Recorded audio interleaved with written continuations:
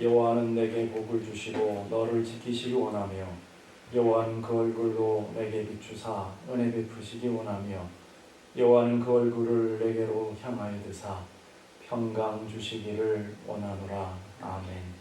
사랑과 긍휼이 풍성하신 하나님, 오늘도 거룩한 은혜의 자리로 나아갑니다. 우리를 정결케 하시고 새롭게 하셔서 온전한 예배가 되게 하시고 하나님 받으시며 하나님 기뻐하시는 영광의 예배가 되게 하여 주옵소서. 존귀하신 예수 그리스도 이름으로 기도드리오며 사도신경으로 저희의 신앙을 고백하오니 전능하사 천지를 만드신 하나님 아버지를 내가 믿사오며 그 외아들 우리 주 예수 그리스도를 믿사오니 이는 성령으로 잉태하사 동정녀 마리아에게 나시고 본디오 빌라도에게 고난을 받으사 십자가에 못 박혀 죽으시고 장사한 지 사흘 만에 죽은 자 가운데서 다시 살아나시며 하늘에 오르사 전능하신 하나님 우편에 앉아 계시다가 저리로서 산자와 죽은 자를 심판하러 오시리라. 성령을 믿사오며 거룩한 공예와 성도가 서로를 통하는 것과 죄를 사려 주시는 것과 몸이 다시 사는 것과 영원히 사는 것을 믿사옵나이다. 아멘. 두 손 들고 찬양합니다. 함께 믿음으로 찬양하기 원합니다.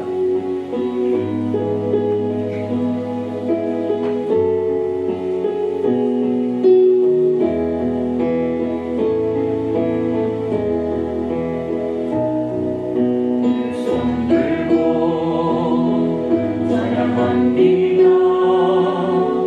다시 오실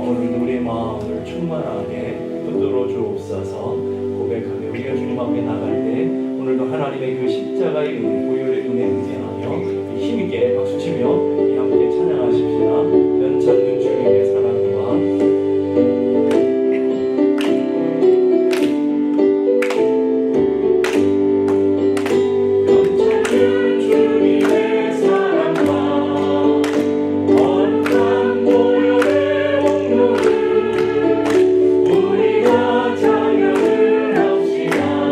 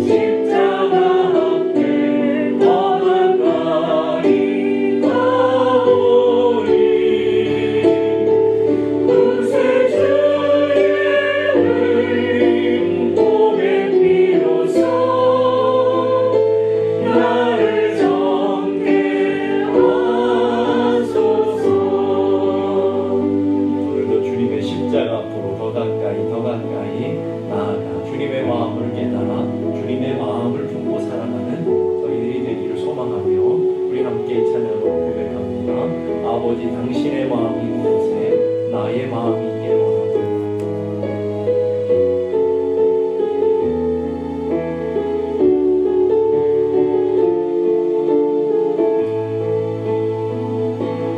아버지 당신의 마음이 있는 곳에 나의 마음이 있기를 원해요.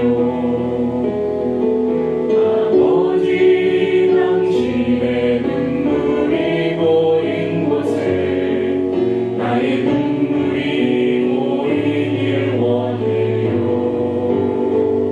아버지 당신이 바라보는 영혼에게 나의 두 눈이 향하길 원해요.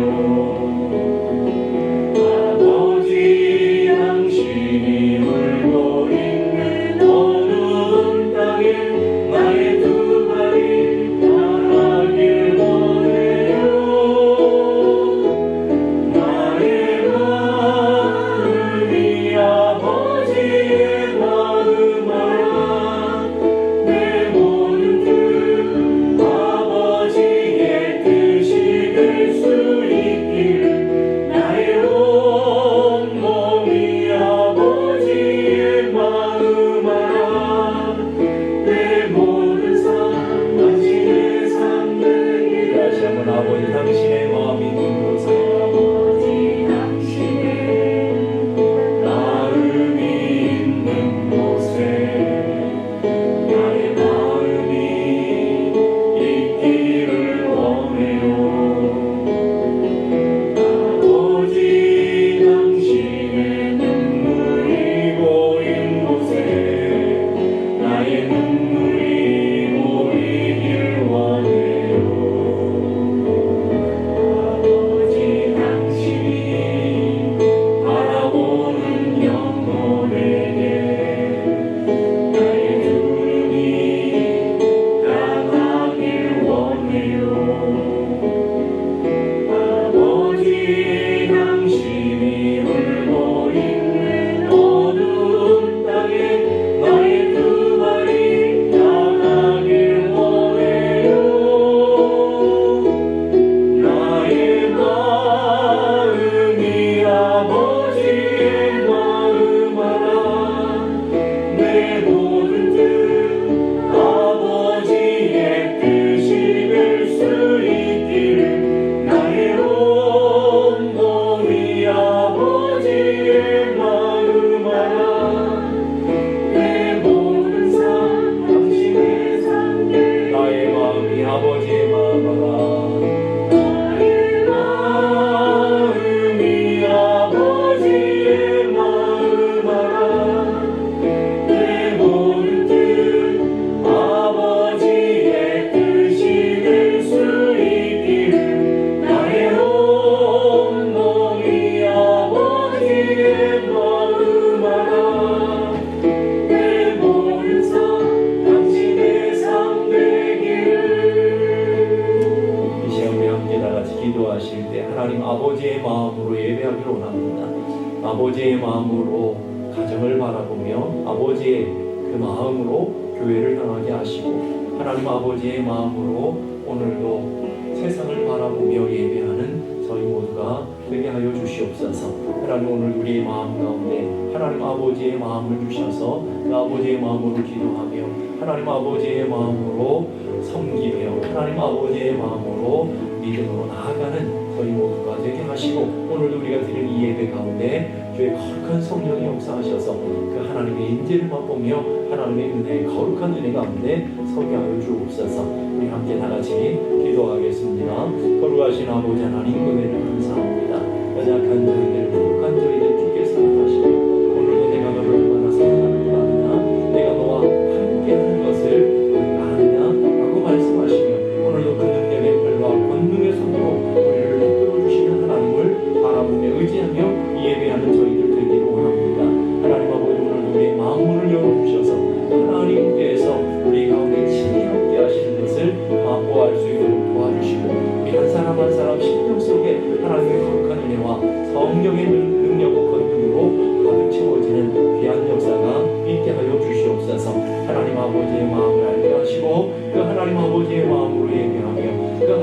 아버지의 마음으로 가정을 섬기며 하나님 아버지의 마음으로 기도하고 은혜 가운데 은혜를 붙들고 세상 가운데 나아가는 저희 모두가 되게 하시고 오늘도 우리를 향하신 하나님의 그 크고도 놀라우신 뜻을 깨달아하는 귀한 시간 되게 하여 주옵소서.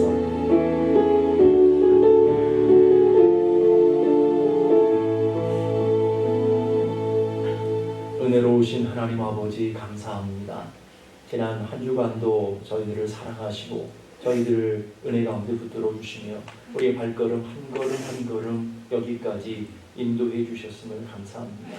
오늘도 우리를 예배의 자리로 불러주시고 내가 너를 얼마나 사랑하는지 아느냐, 네가 얼마나 보배롭고 존귀한 나의 백성 나의 자녀인 걸 아느냐 라고 말씀하시며 오늘도 우리 가운데 역사하시는 그 하나님의 은혜를 맛보할 수 있는 귀한 시간 되게 하여 주시옵소서.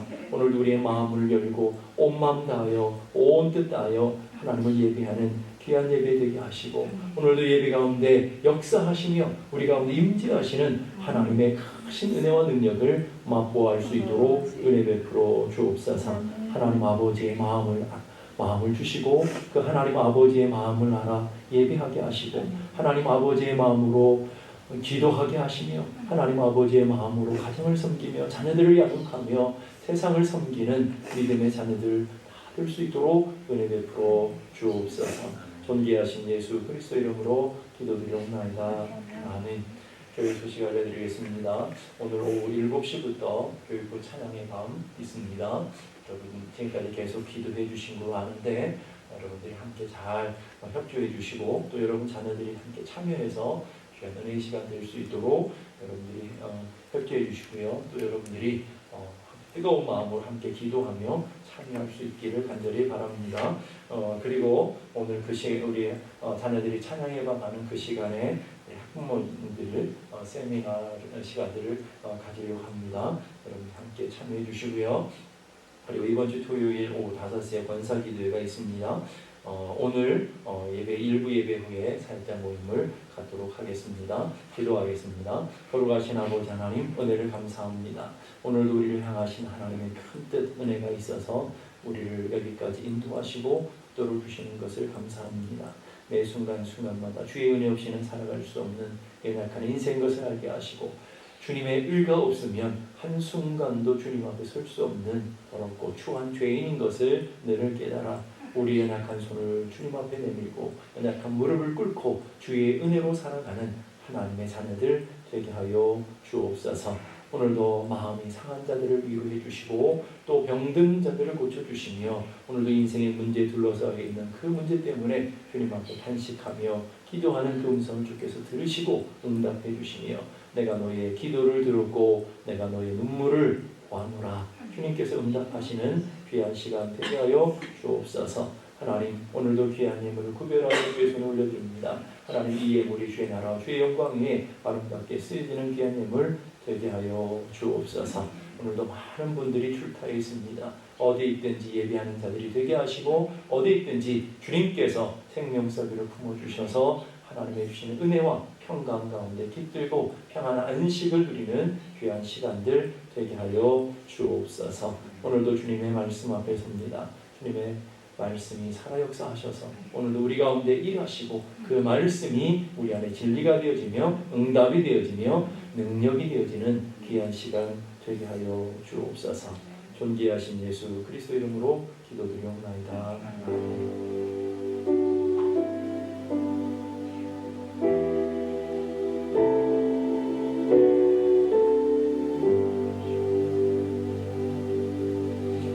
오늘 저희들이 주시는 하나님의 말씀 마태복음 5장 3절 4절의 말씀입니다. 마태복음 5장 3절 4절 말씀.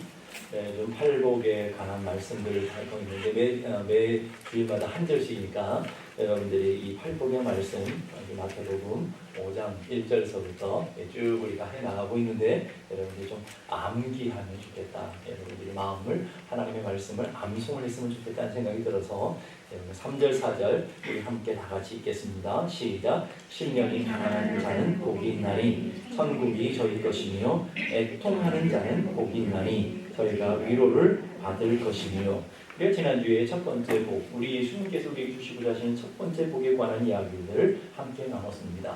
심령이 가난한 자는 복이 있다 하는 얘기를 함께 나눴죠. 심령이 가난함이 무엇이며 심령이 가난한 자 왜 복이 되는지 우리는 함께 살펴보았습니다. 감리교회 창시자인 존 웨슬리라고 하는 목사님이 인생을 다 살고 주님 앞에 서는 그 임종의 시간에 유언을 남겼대요. 내 인생의 평생에 가장 좋은 것은 임마누엘이었다. 이게 무슨 말이겠어요? 내 인생에 가장 하나님 앞에 받은 복이 있다면, 은혜가 있다면 하나님이 나와 함께 하시는 것이었다.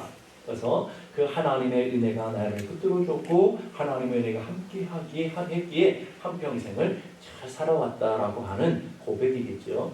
복음성경에 요즘 유행하는 복음성가가 있는데 은혜 아니면 나서지 못하네. 십자가의 그 사랑 은혜 아니면 나서지 못하네. 놀라운 사랑 그 은혜 아니면 나서지 못하네. 이 심정으로 살아가는 마음, 이게 가난한 심령인 거죠. 하나님의 은혜 아니면 난 살 수 없습니다. 주님의 도우심 아니면 우리는 한순간도 살아갈 수 없는 연약하고 부족한 자입니다. 주님의 은혜가 필요합니다. 주님의 도우심이 필요합니다라고 하는 그런 온전히 하나님을 의지할 수 있는 그 마음이 가난한 심령이다 하는 얘기를 했습니다. 그럼 오늘 두 번째 복은 뭐냐면 4절에 보니까 애통하는 자는 복이 있다. 이걸 공동성경과 우리 현대인의 성경 표주세 번역에는 이렇게 번역하고 있습니다. 슬퍼하는 사람들은 행복하다. 조금 이상하잖아요. 우는 게 복이래요. 슬퍼하는 게 복이래요.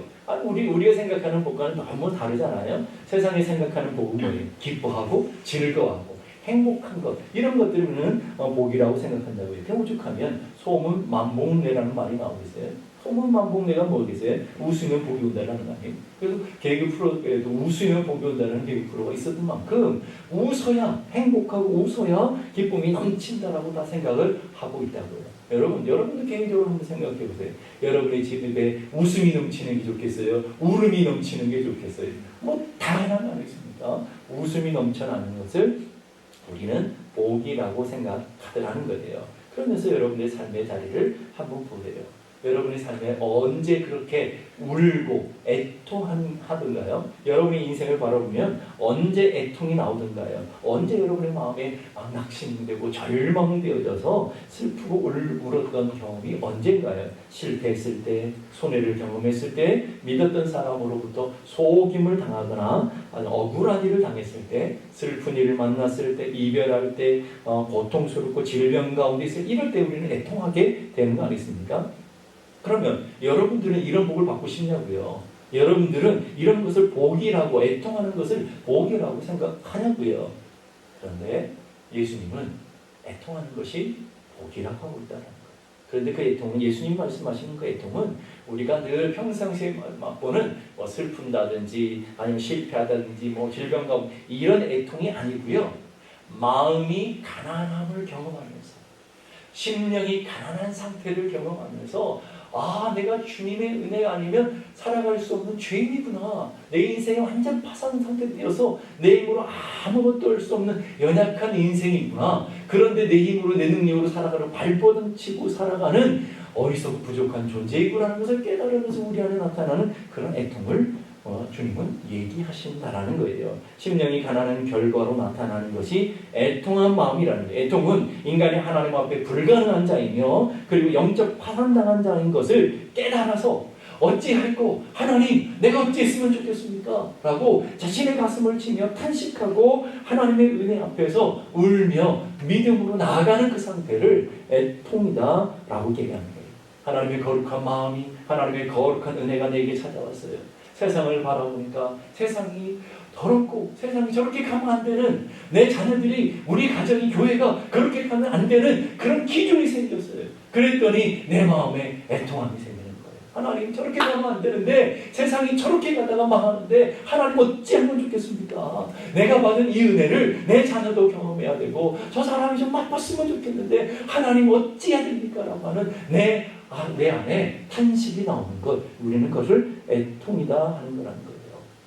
하나님의 존재 앞에, 크신 앞에 서고 나면 내가 아무것도 아니고 부족하고 연약해서 내가 스스로 작아져서 도무지 어찌할 수 없는 그 상태 말이에요. 화로다 나로 망하게 되었도다. 나는 입술이 부정한 자요, 나는 삶이 거룩하지 못한 자인데 만군의 여호와는 존재 앞에 서게 되었구나. 나는 망하게 되었다 라고 하며 자신의 가슴을 찢는 그 애통을 말하고 계시다라는 거예요. 피어슨 박사님이라고 유명한 분이 신학자가 계시는데 이런 얘기에서 애통함이라는 것을 함은 우리 영혼의 궁핍함에 대한 감정을 넘어서 하나님과 우리 사이를 갈라놓는 불이 된 애통함, 하나님과 우리 사이의 죄로 인해서 하나님과 우리 사이의 원수가 되어 있는 그 불의에 대한 애통함, 그리고 우리가 매우 자랑스럽게 여겼던 도덕의 애통함, 나 이래도 괜찮은 줄 알았는데, 의로운 줄 알았는데 하나님의 거룩한 존재 앞에 서고 나니까 벌어지지도 못하고 죄인 중에 괴수라는 것을 발견하면서 내가 이렇게 부질없는 것, 쓰레기 같은 것을 내가 붙들고 그걸 사랑하며 그것을 위해서 달려왔나라고 자신의 인생을 돌아보며 통회하는 그 마음이라는 거예요. 그리고 그토록 믿어왔던 우리들의 자신의 의에 대한 애통함, 내가 의로운 줄 알았는데, 내가 깨끗한 줄 알았는데 전혀 그렇지 않은 것을 깨달으면서 하나님께 반역하던 것에 대한 애통함, 하나님의 의지에 대해서 적대시했던 왔던 것에 대한 애통함, 하나님의 거룩함에 반해 살았던 그런 것들, 하나님이 허락하신 애통함은 심령의 가난함과 항상 동행한다 라고 얘기했습니다. 이렇게 정의했다고요. 그러니까 하나님의 크신 앞에 서고 나면 우리는 가난한 심령이 될 수밖에 없죠. 부족하고 연약함을 깨닫게 돼. 그러면서 우리 인생의 무력함을 깨닫고 내가 그런 것을 위해 살아왔나? 아니 저 세상 사람들이 내가 그렇게 벌어지만도 배설물같이 여기는 그런 것들을 아직도 저렇게 사랑하며 살아가나? 여러분 성도들 보면 그런 분들 너무나 많잖아요. 교회 안에 왔는데 하나님의 거룩한 은혜를 받고 거듭난 하나님의 백성이 되어서 하늘의 소망을 품고 하늘의 은혜를 품고 살아야 될 하나님의 백성들이 여전히 세상의 것을 탐하고 여전히 세상의 배설물 같은 것들을 쫓아서 아둥바둥하면서 그것이 인생의 행복이냐, 그것이 인생의 표대로 삼고 살아가는 그런 분들 보시면 어때요? 그래도 괜찮나요? 여러분 하나님의 마음이 들어와 있으면 애통함이 저로 생기는 거예요. 하나님, 저들의 심령 가운데 하나님의 은혜를 알게 해주시고 하나님의 거룩한 은혜를 누리는 하나님의 거룩한 백성들이 되게 주옵소서. 목회자들이 갖고 있는 그 심령이 바로 애통함이다라는 거예요. 애통하다라고 하는 펜테오라는 단어는요, 가슴이 찢어도록 처절하게 아파서 우는 것을 얘기해요. 가장 강한 고통스러운 슬픔, 가슴이 찢어지도록 아파서 애통하는 그런 모습을 애통이다 하는 거예요. 그걸 우리는 단장의 아픔, 우리의 창자가 끊어지는 것 같은 아픔이라고 얘기하는 것이죠. 여러분의 인생 가운데 그런 애통, 그런 아픔을 언제 느껴봤고 왜 하나님은 그것을 복이라고 하시는 건가요? 무엇을 위해 우리는 애통할 때 복이 되느냐라는 거예요. 첫째는요, 자기의 죄와 자신의 인간의 의가 얼마나 무력하고 얼마나 아무것도 아닌 것을 깨달으면서 애통하게 되는 것이죠. 자, 보실까요? 마태복음 26장 75절은 베드로가 예수님 부인하고 이제 깨닫고 나서 애통하는 장면이 나오죠. 마태복음 26장 75절 보니까 이에 베드로가 예수님 말씀에 닭 울기 전에 내가 3번 나를 부인하리라. 이건 예수님 말씀이었고 이제 베드로가 닭 울기 전에 예수님을 3번 부인했어요. 그래 꽃기로 하고 닭이 3번 울고 나니까 마음의 심령에 꽉 찔림이 생겼어요.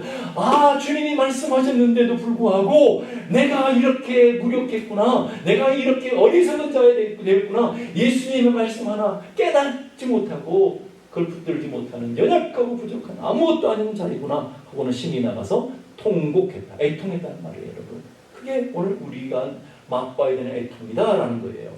아메리카 인디언을 위해 선교했던 데이비드 브레이너드라고 하는 유명한 선교사님이 있죠. 그분이 쓴 일기에 보면, 그분의 일기가 굉장히 유명한 책이잖아요. 그분의 일기에 보면 1740년 10월 18일 그 일기에 이렇게 써 있어요. 나는 아침 기도 시간에 내 영혼이 녹아내리는 것을 느꼈다. 아침 기도 시간 내 영혼이 위에서부터 다 녹아내릴 같은 그런 느낌을 경험했다라는 거예요. 왜냐하면 내 속에 있는 사악함과 타락의 속성을 목격하고 나는 깊이 울었다. 이렇게 고백한다는 거예요, 여러분. 무슨 말입니까? 나는 괜찮은 줄 알았어요. 그래서 다른 사람과 다른 내 인생 전체를 이 거룩하고 이 존귀하고 하나님이 주시는 이 은혜의 축복의 날, 젊음의 날을 내가 인디언 선교를 위해서 다 드린 줄 알았어요. 나는 하나님 앞에 거룩한 백성인 줄 알았는데 여전히 내 안에 죄성이 살아있고 여전히 내 안에 거룩하지 못한 죄가 꿈틀꿈틀거리며 나의 인생의 욕망에 대해서 그걸 움직이는 나의 현존을 바라보면서 탄식하며 울지 않을 수 없었다는 말이에요. 이게 우리에게 필요한 애통함이라는 거예요. 이게 우리에게 필요한 말이에요. 다윗이 바세바를 범하고 나서 하나님의 말씀 앞에 서서 탄식하며 절망하며 내 탄식함으로 피곤하여 밤마다 눈물로 내 침상을 띄우며 내 요를 적신하리라. 요를 다 적시고 내 삶에 완전히 무너져 있는 그런 모습으로 자신의 죄를 바라보며 절망하며 탄식했던 그 애통이 우리에게 필요하다. 우리에게 있어야 된다고요. 사도 바울이 하나님 앞에서 자신의 현존을 바라보면서 오라 나는 곤고한 사람이로다. 이 사망의 문에서 누가 나를 건져내랴. 나는 얼마나 비참한 사람입니까? 그래 지난주에 함께 나눴잖아요. 내가 얼마나 비참한 사람입니까? 이 죽음의 몸에서부터 나는 하나님을 믿는 사람이고 하나님의 선교사요 사도요 하나님의 거룩한 백성인 줄 알았는데 내 안에 죄성이 아직도 꿈틀꿈틀 흘려서 나를 죄 가운데 끌고 가고 있는 그거 하나 이겨내지 못하는 나의 연약한 모습을 바라보면서 오라 나는 곤고한 사람입니다. 오라 나는 비참한 자입니다. 라고 절망하며 탄식하는 그 애통이 우리에게 있어야 된다는 말이에요. 내 육신에 선한 것이 거하지 아니하는 줄을 압니다. 나는 괜찮은 줄 안다는데 그게 아니고 원함은 내게 있지만 선을 행하는 능력은 없습니다. 내게 하나님 앞에 거룩한 삶을 살아가고 싶은데 마음은 있는데 마음은 원인데 육신은 그렇지 못해서 여전히 무너지고 여전히 깨져서 죄의 법과 싸워서 백전백패할 수밖에 없는 나의 무력하고 나의 연약한 나의 모습. 마음으로는 하나님의 법을 따르고 싶지만 육신의 법은 여전히 육에 속하고 죄의 법을 따라 섬기며 살아가는 나의 모습을 바라보니까 오라 나는 비참한 사람입니다. 여러분들이 하나님 앞에 예배에 나오면 그런 마음이 안 드나요, 여러분? 한 주간 여러분 믿음으로 승리하셨나요? 여러분 거룩한 삶을 온전히 살아낼 수 있었나요? 말씀을 들었는데 말씀의 기준을 따라 온전히 살아낼 수 있었나요? 아니면 하나님의 존재 앞에 서서 나의 모습을 바라보면서 사도 바울과 같은 애통함이 절박함이 우리 안에 있어야 진짜 하나님의 사람들 아닌가요? 죄를 범하며 살아가는데 아무런 무감각하게 살아가고 여전히 육의 모습으로 살아가고 있는데도 아무런 무감각하게 우리가 예배를 드리고 있다면 그게 어디 하나님의 백성이고 하나님의 존재 앞에 서 있는 하나님의 믿음의 사람이라고 할 수 있나는 거예요. 여러분. 그렇게 거룩하고 그렇게 우리와는 다른 사도 바울 같은 사람도 죄와 싸우며 피 흘리기까지 싸우면서도 그 하나님의 존재 앞에 서면 하나님 나는 비참한 사람입니다. 늘 성령의 법을 따라야 되는데 죄악의 법을 따라서 늘 무너지고 늘 깨어지는 내 안에 있는 내 심령을 바라보면 나는 어찌하면 좋겠습니까? 이런 탄식이 우리 안에 있어야 되는 거 아니냐 말이에요. 죄 앞에 무력하고 죄 앞에 무능력한 우리들의 모습을 보면서 매일매일 죄를 이루고 살고 싶지만 죄 앞에 여전히 늘 무너지고 깨어지는 우리들의 모습을 보면서 십자가 앞에 서서 주여 나는 이렇게 연약한 자인데 어떻게 하면 좋습니까? 라고 하는 탄식이 있어야 되는 거 아니냐는 거예요. 하나님 우리는 믿습니다 이렇게 하죠. 하나님 우리 예배 시간에 얼마나 믿음이 좋습니까? 그런데 그 믿음이 여러분의 현실 속에서 여러분이 원수 앞에서까지 작동이 돼야 되는데 얼어붙어서 그 믿음이 어디론가 사라져버려서 육의 모습이 계속 튀어 올라와서 우리를 장악하고 우리의 온 마음을 붙들어버리는 나의 모습을 바라보면서 우리는 절망과 탄식이 나와야 되는 거예요. 하나님 사랑합니다. 하나님 정말 사랑합니다. 예수밖에 없습니다. 다 그렇게 입술로 고백하며 살아가지만 여러분 실제 세상에 나가면 어때요?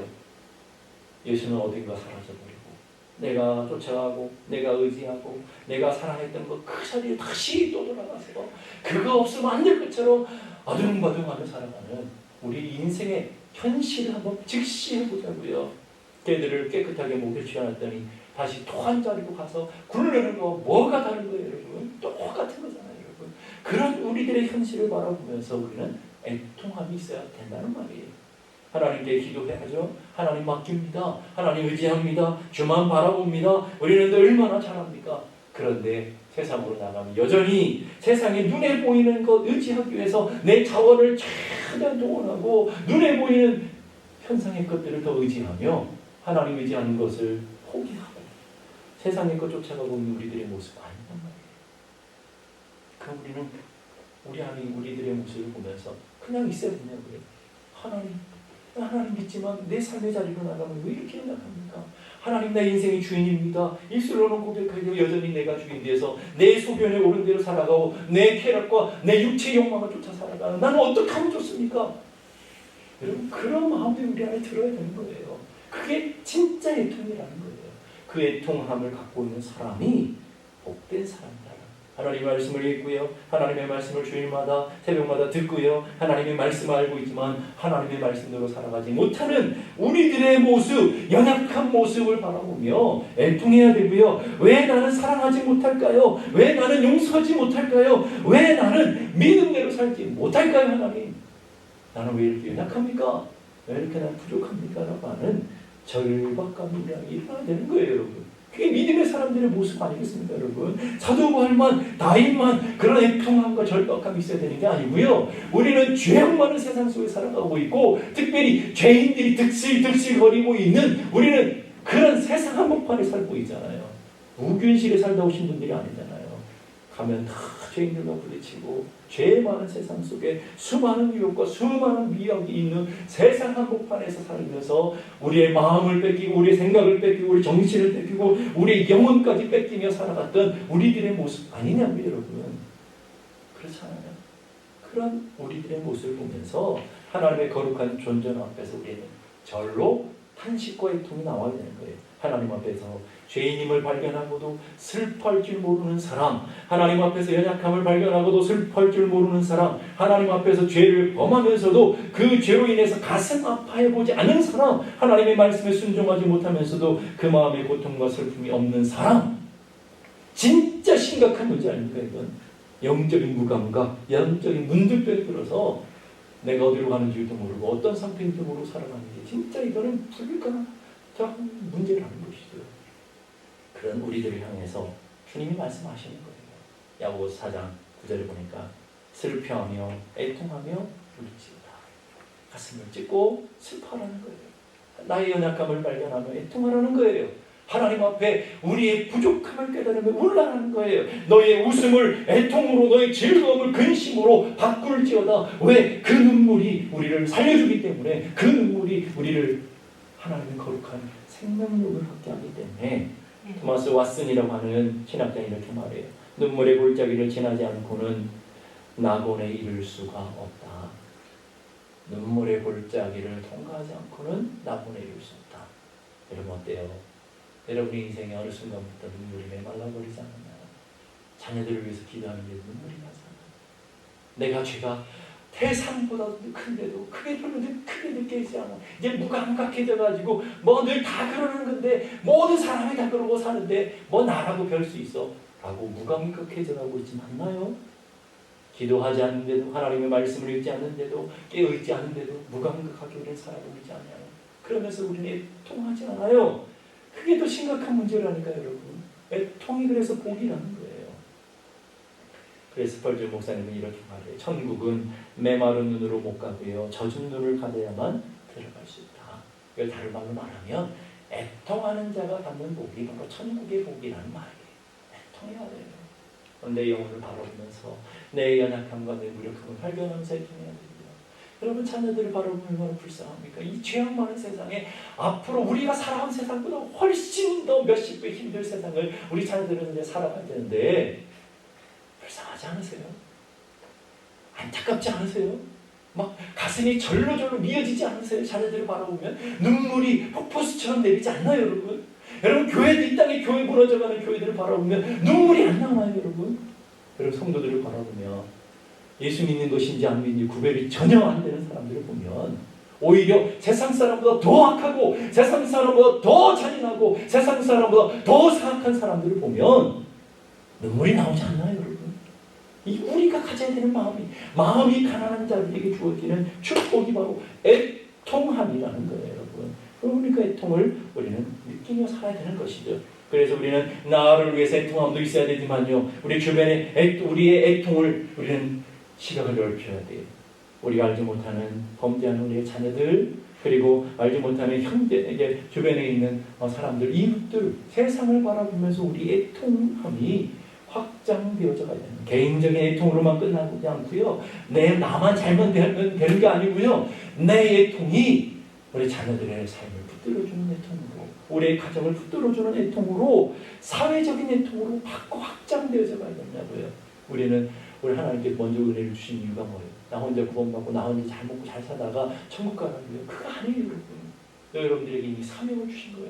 내가 먼저 예수 믿는 것은 내 가정을 중보하라는 사명을 주신 것이고요. 여러분의 자녀들을 믿음으로 양육하라는 사명을 주신 것이고요. 여러분 주변에 예수 믿는 사람들을 중보하며 하나님의 거룩한 자녀로 이끌라고 하는 사명이 주어진 거라고요. 여러분 그 사명을 감당하고 있나요? 기도하고 있습니까?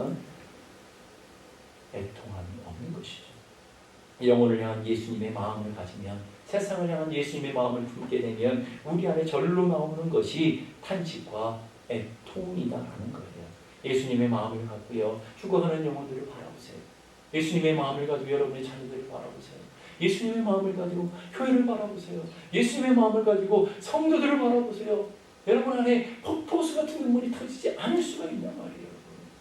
왜 제가 설교하면서 자주 우는지 아십니까? 애통함이 있는 거예요, 여러분. 안타까운 거예요. 왜 저렇게 인생을, 귀하고 존귀한 인생을 왜 저렇게밖에 살지 못하나?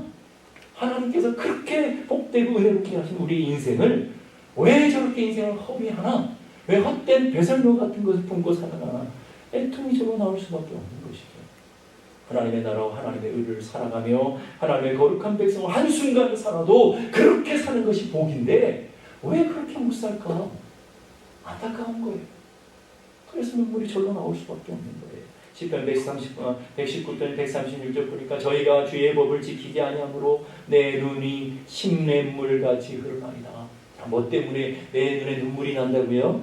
저희가, 세상 사람들이, 주변에 있는 사람들이 하나님의 말씀이 있는데 하나님의 법을 지키지 아니함으로, 믿음의 길을 살아가지 아니함으로, 하나님의 거룩한 백성으로 살아가지 못함으로 목사가 목사 되지 못하고, 장로가 장로 같지 않고, 권사가 권사 같지 않고, 성도들이 성도들이 같지 않고, 교회가, 이 땅의 교회들이 교회 같지 않은 모습을 바라보면서 내 눈물이 시냇물같이 흐르는도다. 여러분, 이게 우리의 사명이라고요. 여러분이 주신 사명이라고요. 울어야 살아요, 여러분. 울어야 돼요. 슬퍼서 우는 게 아니고, 괴로워서 우는 게 아니고, 억울해서 우는 게 아니고, 하나님이 주신 애통의 마음으로 울어야 돼요. 예수님도 우셨잖아요. 누가복음 19장에 보면 예수님이 예루살렘으로 올라가시면서 성을 보시, 예루살렘 성을 보시고 우셔요. 지금 예루살렘 성은 위대한 성전이고요. 거기에 온갖 위상과 온갖 화려한 퍼포먼스들만 남아있어요. 그러면서 우리는 예수 잘 믿고 있어. 하나님 잘 믿고 있어. 우리는 거룩한 백성이야. 우리는 성민이야. 우리는 하나님의 거룩한 자녀들이야 라고 하는 그런 외식들만 남아요. 예루살렘 보시면서 장차 조금 있으면 로마의 돌 위에 돌 하나 남지 않고 완전히 무너질 걸, 곧 심판이 다가오는 것도 깨닫지 못하고 저렇게 자기가 의로운 적, 자기가 잘났다고 아무것도 모르며 살아가고 있는 그 예루살렘 백성들, 경건의 모양이지만 경건의 능력은 이미 잃어버리고 하나님의 백성들의 가치와 하나님의 백성들의 권세는 이미 잃어버린 껍데기만 무성한 성전을 바라보시고 예루살렘을 바라보시면서 탄식하시는 거예요. 메시아가 오셨음에도 불구하고, 주님의 말씀을 들음에도 불구하고, 주님의 말씀을 봄에도 불구하고, 주님을 실제로 봄에도 불구하고 주님을 거역하고 이제 십자가에 못 박아 죽이는 그 예루살렘 백성들을 바라보시면서 심판이 코앞에 있고 심판의 도끼가 자기의 발 등에 이미 내려져 있는데도 불구하고 깨닫지 못하고 평안하다 평안하다 샬롬 샬롬 예루살렘이잖아요. 샬롬의 땅이라, 평강의 땅이라, 안전하다라고 생각하고 있는 예루살렘 보시면서 주님 우시는 거예요. 그게 주님의 눈물이었고 애통이신 거죠. 예레미야 역시도, 예레미야는 눈물의 선지라는 별명을 갖고 있잖아요. 왜 눈물의 선지라고 그랬을까요? 바로 자기 민족의 죄악들을 바라보면서 멸망으로 끌려가는, 여전히 하나님을 사랑한다고 그러면서 우상을 섬기고 세상을 쫓아가다 결국은 바벨론에 멸망당할 예루살렘, 악인들에 의해서 돌 위에 돌 하나 남지 않고 다 무너질 예루살렘 성전을 바라보면서 탄식하고 절망할 수밖에 없는. 예레미야 14장 17절 보니까 너는 이 말로 그들에게 이르라 내 눈이 밤낮으로 그치지 아니하고 눈물을 흘리니 밤낮으로 눈물이 그치지 않고 흘릴 수밖에 없어요. 왜요? 자신의 동족과 민족을 바라보니까 이 천여 달 내 백성이 큰 파멸 중한 상처로 말미암아 망함이니라. 아예 다 흩어져 버리잖아요. 다 포로로 잡혀가고 하나님이 다 흩어버리잖아요. 여러분 하나님 있는 사람들이 똑바로 믿지 않으면 이런 현상이 벌어집니다. 다 흩어버리고 다 하나님 깨뜨려버리고 하나도 남지 않는 거예요. 그걸 바라보면서 믿음이 제대로 박혀있는 사람들이라면 탄식하고 절망할 수밖에 없는 거죠. 여러분 주변에 많은 사람들이 예수 믿는다는 말에 이름은 걸쳐있지만 여러분 예수 믿는 사람 같지 않은 사람들이 얼마나 많습니까? 얼마나 많아요. 얼마 전 친한 친구랑 통화를 하는데 목회자 통화하는데 그런 얘기 하더라고요. 큰 교회일수록 예수 안 믿는 사람이 너무 많다. 그 친구는 굉장히 큰 교회를 목회하고 있거든요. 큰 교회일수록 예수 안 믿는 사람이 너무 많고 그리고 장로들 중에 왜 예수 안 믿는 인간들이 이렇게 많은가? 그러면서 아파하는 거예요. 이 땅에. 이렇게 얼마나 탄식. 저는 그 얘기 들으면서 마음이 너무 무너지더라고요. 너무 무너지더라고요. 그렇구나. 이 땅에 살아가는 이 땅의 교회에 하나님을 앞에 구원받고 하나님의 백성이라고 모여있는 사람들이 전혀 예수 믿지 않고 성전을 강도의 분류로 만드는 것처럼 예수 시대의 강도로 분류로 만든 것처럼 오늘 이 땅에도 교회 안에 강도의 분류, 강도의 소굴로 만들어가는 악한 인간들이 너무나 많은 것을 바라보면서 우리는 애통해야 되는 것이죠. 예레미야 3장 4절 48절에 49절 보니까 딸 백성의 파멸로 말미암아 내 눈에는 눈물이 시내처럼 흐르는도다. 내 눈에 흐르는 눈물이 그치지 아니하고 쉬지 아니하니라. 주변을 바라보니까 쉴 수가 없는 거예요. 그래서 자신의 가슴을 찢으며 매일 시냇물처럼 흐르는 눈물을 주체할 수 없는 선지자, 눈물의 선지자 예레미야 선지였다 하는 거예요.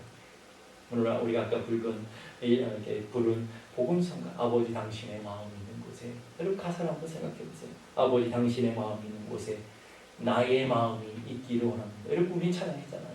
그래서 그게 진심인가요? 아버지 당신의 눈물이 고인 곳에 나의 눈물도 함께 고이고 원합니다. 이 말은 뭐예요? 하나님 아버지가 바라보는 것을 나도 바라보며 하나님 아버지의 마음, 아버지가 애통하는 그 마음을 나도 느끼며 하나님 아버지가 오늘도 눈물 흘리시는 그 애통의 눈물을 나도 함께 참여하기 원합니다. 이 노래라고요, 여러분. 이 찬양이라고요. 아버지 당신이 바라보는 영혼에게 나의 두 눈이 향하기 원합니다. 아버지 당신이 울고 있는 어두운 땅에 나의 두 발이 향하기 원합니다. 나의 마음이 아버지의 마음 알아 내 모든 뜻 아버지의 뜻이 될 수 있기를 나의 온 몸이 아버지의 마음 알아 내 모든 삶 당신의 삶 되기를. 하나님 아버지가 바라보는 것을 내가 보고 아버지 눈물 내가 흘리고 세상 끝까지 안 바라봐도 괜찮아. 오늘 여러분의 자녀들 바라보시고 여러분의 가정을 바라보시고 교회만 바라보시고 교회만 바라봐도 괜찮아. 뭐 알지도 못하는 사람 품고 뭐 기도하는 그거 다 거짓말. 여러분 주변인 여러분과 부딪히고 있는 여러분 가까이 있는 사람들의 영혼을 바라보면서 울기도 부족하고 울지도 않은 사람들이 어떻게 뭐 땅끝에 있는 영혼들을 품고 뭐 중보한다고 하고 뭐 모여서 기도한다고 그렇게 거짓말도 하지 말아요. 자녀들을 잘 보시고 자녀들을 위해서 애통하시고 교회 성도를 보면서 애통하시고 그래야 여러분 그것이 먼저 여러분들의 삶의 모습 한번 그래요. 애통하는 것이 복이야. 왜냐하면 4절 보니까 저희가 위로를 받게 될 것이기 때문이다. 애통하는 자는 복되도다. 왜냐하면 똑같은 이 3절과 똑같아요. 왜냐하면 주님의 위로가 있기 때문이다. 여러분 주님의 위로가 얼마나 큰 겁니까? 세상이 주는 위로가 아니고 주님의 위로. 이 위로라는 파라카레오라는 곁에 부르다라는 말이에요. 이 말은 똑같은 말이 뭐냐면 성령이라는 파라클레토스라는 말과 똑같아요. 위로는 뭐예요? 곁에 있는 거예요.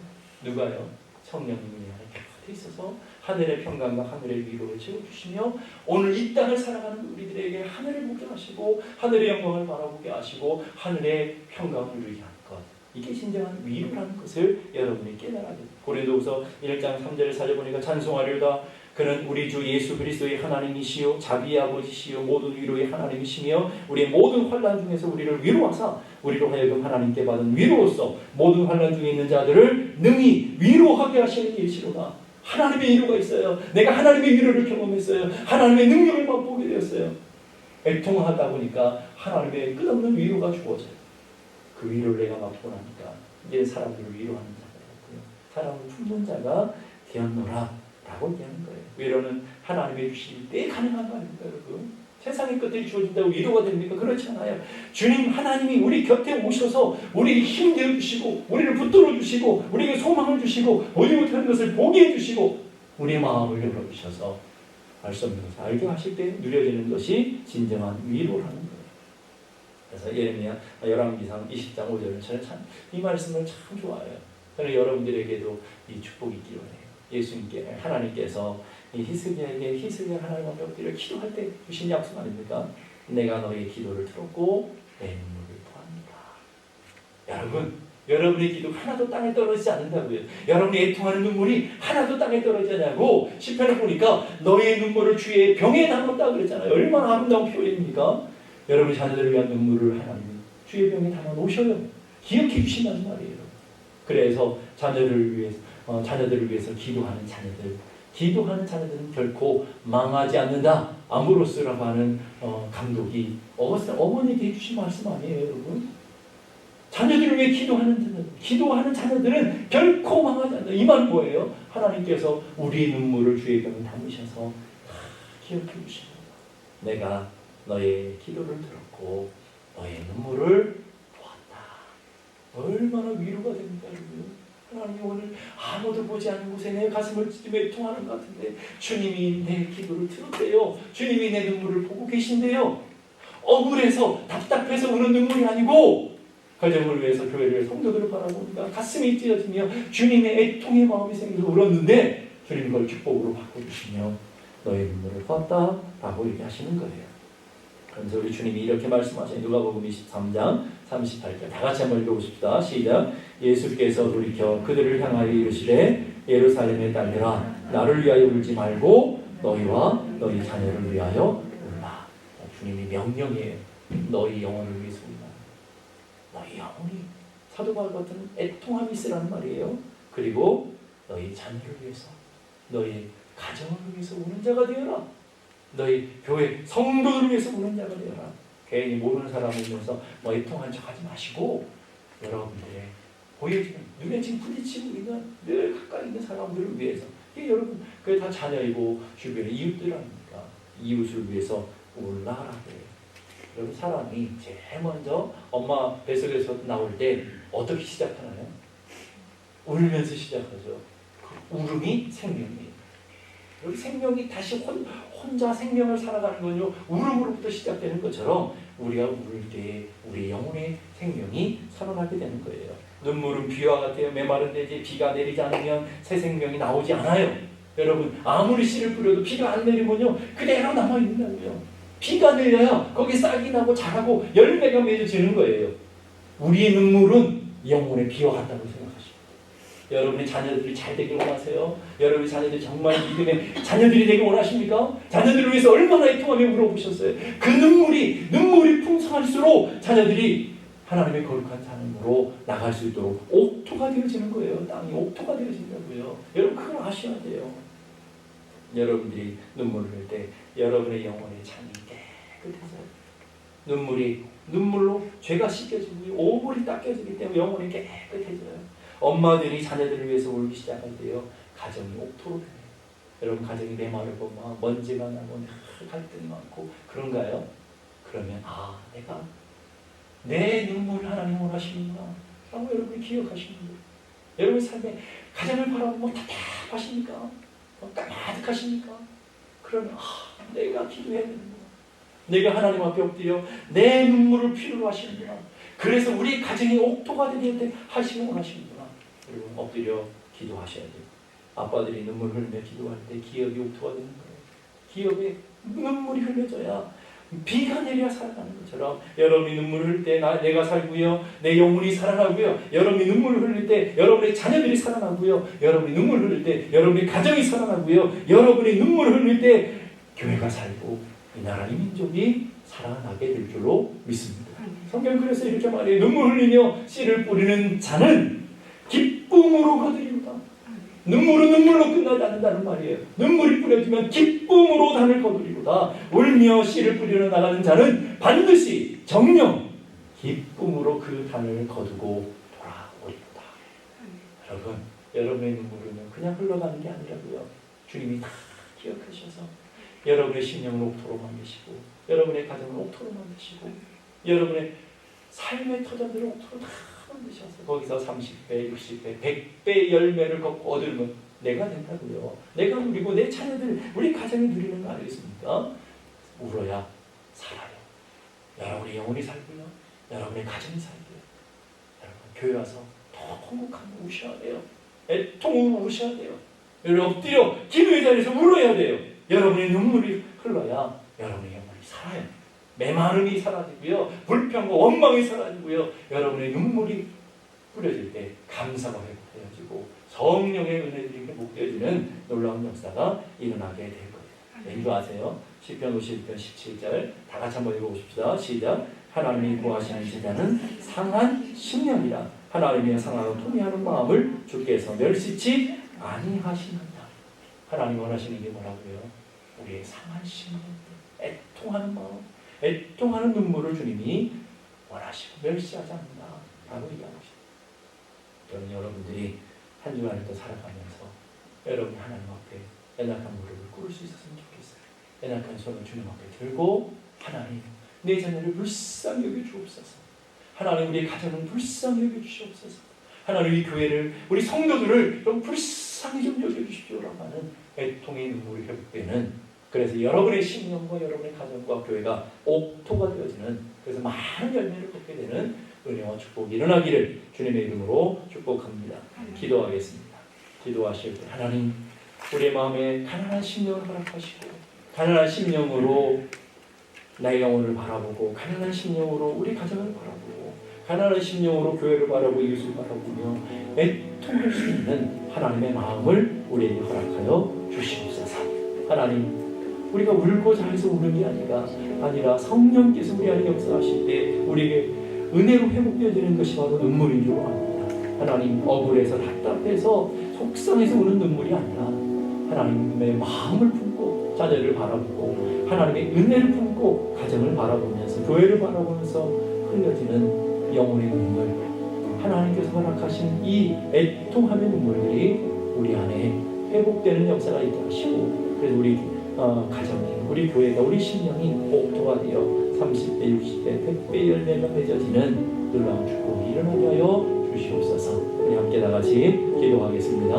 거룩하신 아버지 하나님 은혜를 감사합니다. 어느 때부터인가 우리 눈물이 메말라 버렸고 우리의 가슴이 냉랭해졌고 우리의 심령이 하나님 무섭고서 먼지가 날리는 것처럼 삭막해지지는 않는지 돌아보기 원합니다. 하나님 우리의 눈물이 메말랐기에 우리 가정도 메말라 버렸고 우리 심령도 메말라 버렸고 우리의 교회 성도들과의 관계도 메말라 버리지 않았는지 돌아보는 귀한 시간이 되기 원합니다. 하나님 우리 안에 하나님의 가난한 심령 허락해 주셨다고 한다면 이제 그 하나님의 마음으로 애통함에 될 수 있는 저희 모두가 되게 하여 주시옵소서. 하나님 우리 영혼을 향해서 울 수 있는 믿음의 자녀들 되게 하시고 우리 자녀들을 위해서 울 수 있는 믿음의 자녀 부모가 될 수 있도록 도와주시고 교회와 이 나라의 민족을 위해서 울 수 있는 성도들이 될 수 있도록 은혜 베풀어 주시고 우리 교회 구석구석마다 이렇게 통하는 자들이 생겨져서 중보하며 기도하는 자들이 생겨져서 하나님 자신의 영혼을 살리며 가정을 살리며 하나님의 나라를 세워가는 하나님의 사람들이 세워져 갈 수 있도록 인도하여 주시옵소서.